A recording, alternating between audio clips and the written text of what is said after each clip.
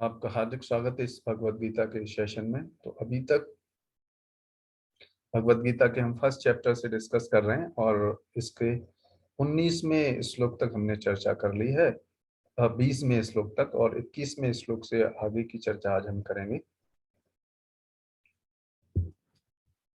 ठीक है, तो मैं आपको स्क्रीन शेयर करता हूँ और आज के इस श्लोक को हम आगे बढ़ाते हैं। श्लोक संख्या 20। अथ व्यवस्थितान् दृष्टा धार्तराष्ट्रान् कपिध्वजः प्रवत्ते शस्त्र संपाते धनुरुद्यम्य पांडवः ऋषिकेशं तदा वाक्यम् इदमाह महीपते। अनुवाद एवं तात्पर्य हिज डिवाइन ग्रेस श्री भक्ति वेदांत स्वामी प्रभुपाद के द्वारा। जगत गुरु शील प्रभुपाद की जय।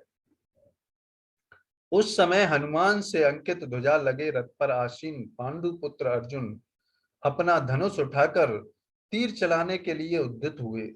हे राजन, धृतराष्ट्र के पुत्रों को व्यूह में खड़ा देखकर अर्जुन ने श्री कृष्ण से ये वचन कहे। तो संजय बता रहे हैं कि अर्जुन ने क्या किया। प्रारंभ में आप देखेंगे यहाँ पर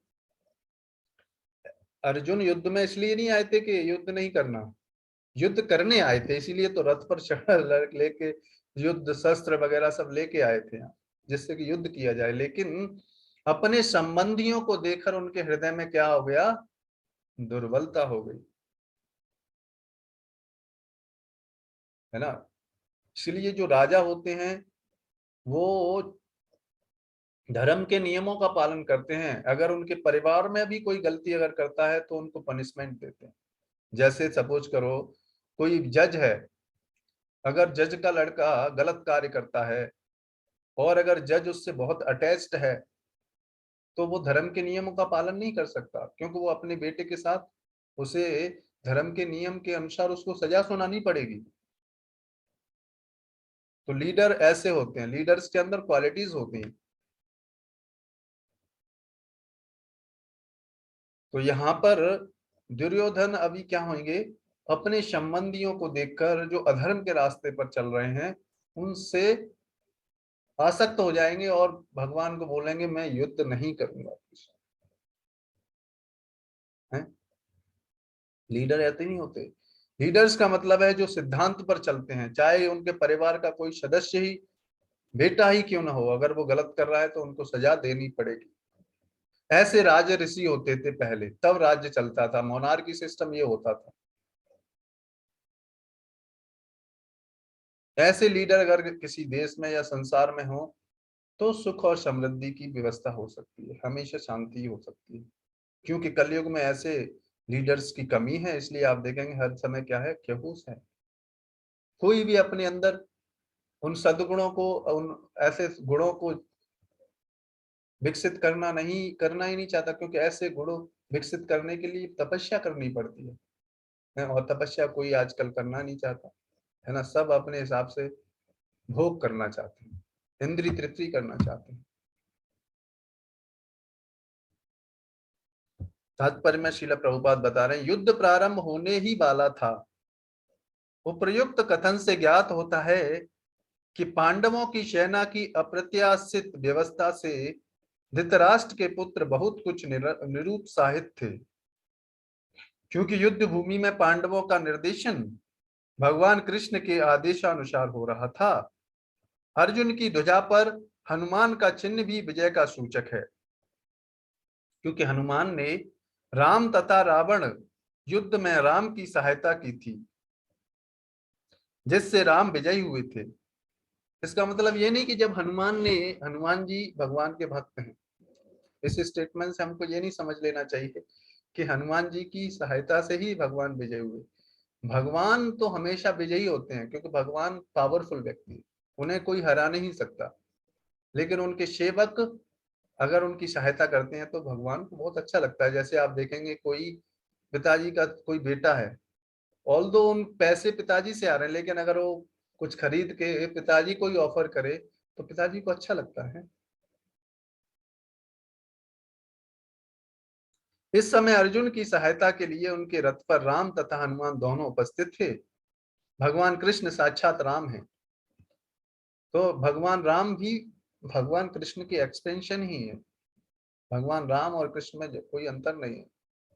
बस कृष्ण क्या है, पूर्ण पुरुषोत्तम भगवान है, लीला पुरुषोत्तम भगवान। और जहां भी राम रहते हैं वहां उनका नित्य सेवक हनुमान होता है। तो यहाँ पर यह बताया जा रहा है कि अर्जुन क्योंकि धर्म के रास्ते पर चलने वाले भगवान के भक्त हैं, इसलिए उनके साथ भक्त और भगवान सब हैं उनके साथ हैं। इसीलिए अगर हम भगवान की सेवा करते हैं तो भगवान के भक्त हमारे साथ हैं, इसलिए हम हमेशा कभी भी कठिन परिस्थितियों में विचलित नहीं हो सकते। ये बेनिफिट है अगर हम भगवान की भक्ति करते हैं। कोई भी कठिन परिस्थितियां कैसी भी आ जाएं, उनका सामना करने का सामर्थ्य हमें भगवान की तरफ से मिलता है। इनिशियल स्टेज की बात हो रही है, बल्कि जब भक्त भक्ति में उन्नत प्रेम की अवस्था पर पहुंचता है तब तो वो भगवान के साथ आदान प्रदान करता है, उनको साक्षात देख सकता है, उनके साक्षात खेल सकता है। जैसे आप देखेंगे आज से 5000 साल पहले ग्वाल वाल गोपीगण ये सब क्या थे, वृंदावन के वासीगण भगवान को के साक्षात अपनी लीला में भाग दिया है भगवान ने। तो वो अवस्था हमारे साथ आ सकती है, लेकिन अभी प्रारंभिक अवस्था में नहीं आ सकती। प्रारंभिक अवस्था में हम तो अभी भगवान की भक्ति ही नहीं कर रहे, है ना। एक दिन जब करते हैं दूसरे दिन ध्यान भूल जाता है, श्रवण भी करने का ध्यान भूल जाता है ना। जब हम रेगुलरली भगवान का श्रवण करेंगे, उनकी लीलाओं का श्रवण करेंगे, उनके नामों का जप करेंगे, भगवत गीता का अध्ययन करेंगे, तब आप देखेंगे, और भक्ति के नियमों का धीरे धीरे हम पालन करेंगे, तब हम देखेंगे कि हमारे हृदय में भी भगवान के प्रति वो प्रेम उत्पन्न होगा। लेकिन समय लगेगा, ऐसे नहीं एक दिन में ही चुटकी में कुछ नहीं होता है ना। हम इंजीनियरिंग करते हैं 4 साल समय लगता है ना, एक भौतिक डिग्री लेने के लिए हमें कम से कम 4 साल लगता है। भगवान का प्रेम जो कि सबसे दुर्लभ चीज है इस संसार की, उसको हम आज ही प्राप्त। हरे कृष्णा, क्षमा करना, एक्चुअली यहाँ पर नेटवर्क का कुछ प्रॉब्लम आ गया था। मैं अभी शेयर करता हूँ। तो भगवान की अगर हम भक्ति करेंगे तो हमारे जीवन में कितनी भी कठिन परिस्थितियां आ जाएं उनका हम सामना कर पाएंगे। और अगर ये भक्ति हम करते रहे, भक्ति के नियमों का पालन करते रहे, तो हमारे हृदय में जो प्रेम उत्पन्न हो जाएगा उससे हम भगवान को प्रसन्न कर सकते हैं, फिर हम इस संसार से जा सकते हैं। तो ये अवस्था आ सकती है हमारे जीवन में। अतः अर्जुन के लिए किसी भी शत्रु से भय का कोई कारण नहीं था। इससे भी अधिक इंद्रियों के स्वामी भगवान कृष्ण निर्देश देने के लिए साक्षात उपस्थित थे। इस प्रकार अर्जुन को युद्ध करने के मामले में सारा सत परामर्श प्राप्त था।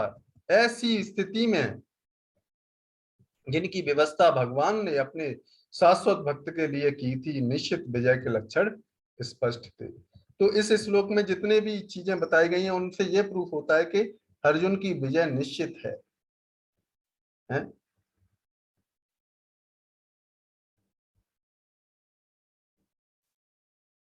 तो ये बताया जा रहा है यहाँ पर कि जिनकी तरफ भगवान होते हैं उनकी विजय हमेशा संभव है।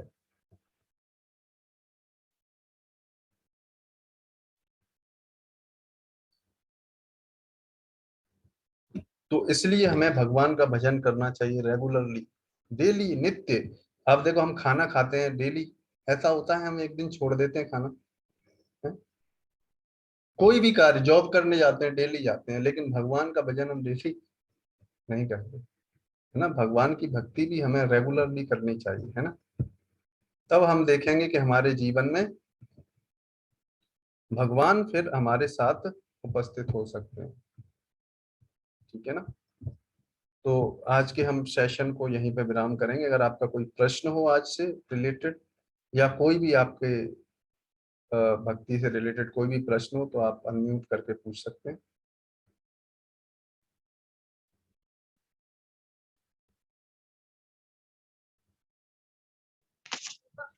हरे कृष्णा प्रभु जी। हरे कृष्णा रितेश प्रभु।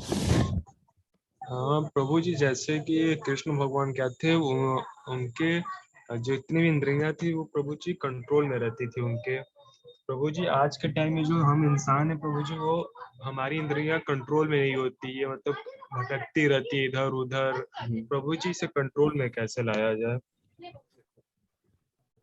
इसको भगवान का एक नाम है ऋषिकेश, इंद्रियों के यस, स्वामी, हाँ प्रभु है ना। जी, ऋषिकेश। हाँ, ऋषिकेश का मतलब होता है, केश जी, मतलब स्वामी। जिनके जिनके बस में इंद्रियां रहे। इंद्रियों के स्वामी को बोलते हैं ऋषिकेश, है ना। जी प्रभु जी। तो भगवान की इंद्रियां कभी विचलित नहीं होती, इसलिए तो भगवान है वो, है ना। ठीक है। और हमारी इंद्रियां विचलित होती हैं क्योंकि हम जीवात्मा हैं, लेकिन हमारी इंद्रियां भी विचलित नहीं होंगी अगर हम इन इंद्रियों को भगवान की सेवा में लगा दें। इंद्रियों को इंद्रियों के स्वामी की सेवा में अगर हम लगा देंगे तो ये इंद्रियां विचलित नहीं होंगी। लेकिन अभी नहीं, ऐसा नहीं होगा कि अभी तुरंत हो जाएंगे आज ही से हम, क्योंकि आज ही से हम पूरी तरह एंगेज कर ही नहीं पाएंगे। हमारे पुराने वेग इतने हैं कि वो, जैसे आप देखो पंखा, पंखा बिजली चलती है तो थोड़ी देर बिजली चली जाती है फिर भी चलता रहता है। पुराने वेग वो प्रभावित करते हैं हमको, पता नहीं कितने करोड़ों करोड़ों जन्मों के वो वेग हैं, बैड हैबिट्स हैं, है ना। तो अभी हम क्या करें, इन भगवान की भक्ति करें, उनके नियमों का पालन करें, है ना। और कुछ भी समस्या आए तो अपने जो काउंसलर हैं, जो गाइड हैं, उनके साथ डिस्कस करें। तो फिर क्या होगा, जब हम अपने गाइड के साथ डिस्कस करते हैं तो जो प्रॉब्लम्स हैं, तो भगवान की तरफ से शक्ति मिलती है। भगवान देखते हैं कि देखो ये व्यक्ति बड़ी सुधरना चाहता है, अपने को सही करना चाहता है, तो भगवान उसको शक्ति प्रदान करते हैं धीरे धीरे, है ना। तो ये एक माध्यम है कि वो अपने गाइड के साथ अपना प्रॉब्लम शेयर करे और जो भी भक्ति के नियम है उनमें प्रयासरत रहे और इन गलत चीजों से बचने का प्रयास करता रहे। और जैसे जैसे भक्ति में उन्नत होगा तो आप देखेंगे धीरे धीरे करके ये सारी इंद्रियां हमारे कंट्रोल में आ सकती है। ये एक उचित तरीका है। अपने प्रयास से हम कितना भी करते रहेंगे तो भी कहीं ना कहीं, जैसे आप देखेंगे शौबरी मुनि थे, पानी के जल के अंदर तपस्या कर रहे थे, लेकिन क्या हुआ, इंद्रियों को कंट्रोल नहीं कर पाए क्योंकि वो अपने बल पर कर रहे थे, जी इस प्रभु वजह से। लेकिन अगर उनको भगवान के माध्यम से भगवान की सेवा में लगाएंगे, जैसे आप देखेंगे अमरीश महाराज थे, भागवतम में उनका प्रसंग आता है। उन्होंने अपनी सारी इंद्रियों को, नाक कान आंख, और लोग पूरे विश्व के राजा थे लेकिन भगवान की सेवा में लगे रहते थे। और उनके साथ सुदर्शन चक्र उनके राज्य की रक्षा करता था। उनकी सारी इंद्रियां कंट्रोल में थी, है ना। ऐसा संभव है।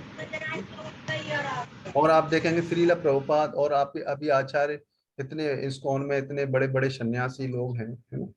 आप देखो वो प्रयास कर रहे हैं और उनकी इंद्रियां कंट्रोल में हो रही है। ऐसा नहीं है कि हो नहीं सकता, हो सकता है ना। अभी हमको ऐसा लग सकता है कि अपने एनवायरनमेंट में अपने लेवल पे नहीं हो रहा हो, लेकिन अगर ऐसे भक्तों के साथ रहेंगे, उनसे इंस्पिरेशन लेंगे तो ऐसा संभव है। ठीक है रितेश प्रभु। जरूर होगा। रितेश प्रभु, आपको अपने प्रश्न का उत्तर मिला? जी जी प्रभु जी। ठीक है। बाकी किसी का कोई और प्रश्न हो तो हम एक प्रश्न और ले सकते हैं, नहीं तो फिर इस सेशन को हम यहाँ पे विराम करेंगे। विनीत प्रभु, आपका कोई प्रश्न है? हरे कृष्णा प्रभु, प्रणाम। नहीं प्रभु। कोई प्रश्न है आपका विनीत प्रभु? हरे कृष्णा प्रभु, प्रणाम। हाँ जी, हाँ जी प्रभु जी, बताओ। प्रभु जी प्रश्न अभी कुछ नहीं है। अच्छा अच्छा, ठीक है, फिर इसको यहीं पे विराम करते हैं। आप सभी भक्तों का बहुत बहुत धन्यवाद। जगत गुरु श्रील प्रभुपाद की जय। निताय गौर प्रेमानंदे। हरि हरि बोल। हरे कल फिर मिलेंगे 8:30 बजे। आप इस क्लास के लिए और भी भक्तों को बोल सकते हैं, अपने टच में जो भी भक्त हैं, ठीक है ना उनको। ठीक है। हरे कृष्ण। हरे कृष्ण प्रभु।